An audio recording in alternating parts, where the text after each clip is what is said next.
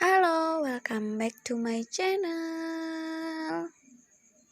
Pada kesempatan kali ini, saya akan memberikan contoh terkait bagaimana penerapan fungsi dasar Excel seperti VLOOKUP dan HLOOKUP dalam penyelesaian soal-soal praktek Excel, khususnya bagi anak SMK yang biasanya ada mata pelajaran spreadsheet ya. Oke, langsung saja check it out. Perhatikan soal yang ada di layar. Kita diperintahkan untuk membuat laporan gaji karyawan dengan format yang sudah ditentukan. Nah, di sini kita diminta untuk mengisikan nama pegawai, bagiannya apa, golongan apa, berapa gajinya, berapa tunjangannya, dan berapa pajaknya, serta berapa gaji bersihnya berdasarkan data-data yang telah disediakan. Hal pertama yang perlu kita lakukan adalah memperhatikan ketentuan-ketentuan dari soal tersebut serta membuat format laporan gaji karyawan CV MIPALA terlebih dahulu, seperti yang ada di layar. Yang pertama adalah kita mengisi kolom nama pegawai. Bagaimana cara kita mengisi kolom pegawai?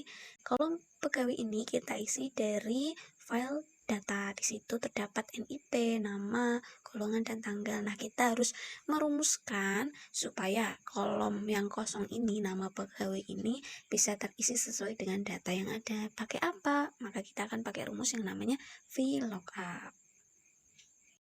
Kemudian kolom bagian, di sini ada instruksi di mana bagian diambil dari karakter kolom NIP paling akhir. Berarti kita pakai rumus right dengan kombinasi fungsi if. Jika kode terakhir adalah 1, maka dia bagian keuangan.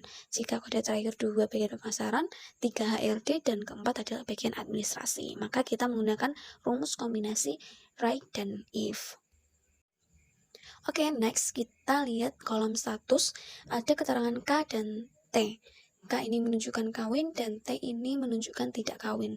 Nah, status ini akan menjadi acuan kita untuk mengisikan tunjangan suami atau istri bagi yang sudah menikah. Nah, di sini ada kolom jumlah anak. Di sini menunjukkan banyaknya tanggungan dari pegawai tersebut yang akan menentukan besarnya tunjangan anak. Kemudian terdapat kolom gaji pokok. Bagaimana kita mengisikan kolom gaji pokok ini? Nah, gaji pokok ini berasal dari data penggajian. Data penggajian ini disesuaikan dengan golongan masing-masing, sesuai yang ada di tabel. Bagaimana kita mengisinya? Maka kita menggunakan rumus VLOOKUP. Nah, kemudian ada kolom tunjangan. Di sini ada tunjangan jabatan, ada tunjangan istri, dan tunjangan anak. Nah, untuk tunjangan jabatan ini disesuaikan dengan data yang ada di data penggajian ya, sesuai dengan golongannya masing-masing. Bagaimana kita mengisikannya? Kita menggunakan rumus VLOOKUP. Lalu ada tanggal masuk. Nah, tanggal masuk ini ada di kolom data awal, yaitu yang termasuk dalam NIP, nama, golongan, dan tanggal. Nah, ini kita isikan dengan fungsi VLOOKUP. Kemudian ada kolom masa kerja. Bagaimana kita mengisikan masa kerja? Masa kerja adalah selisih tanggal masuk dan tanggal laporan. Maka kita tinggal kurangkan saja antara tanggal masuk dengan tanggal laporan. Kemudian ada kolom jumlah gaji. Jumlah gaji adalah penjumlahan dari gaji pokok dan tunjangan. Kemudian ada kolom pajak. Bagaimana kita mengisikan kolom pajak ini? Jika anak lebih dari 3, maka pajaknya adalah 15% dari jumlah gaji. Nah, jika anak kurang dari 3, maka pajaknya sebesar 5% dari jumlah gaji. Kemudian ada kolom gaji bersih. Bagaimana kita mengisikan gaji bersih?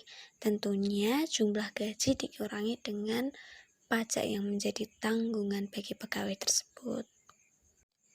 Untuk memudahkan perumusan VLOOKUP, maka kita bisa terlebih dahulu memberikan name pada datanya atau pada tabel array-nya ya. Kita misal beri nama data. Nah, untuk lebih jelasnya, perhatikan tayangan berikut.